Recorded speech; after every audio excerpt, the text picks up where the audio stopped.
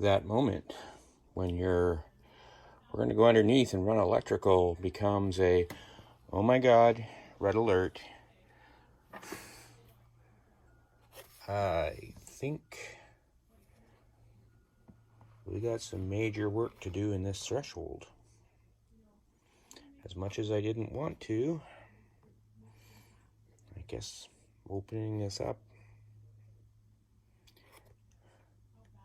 to level it out now became a, well, I guess we're replacing that subwall and part of the connector plate.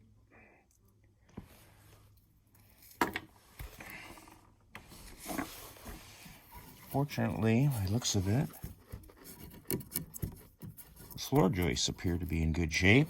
It's just, and the pony wall is only about 14 inches, so it's on top of concrete, so that's not too bad. But yeah, change your priorities. Not running electrical today. What's left of the old threshold plate. Oh well, on to the next.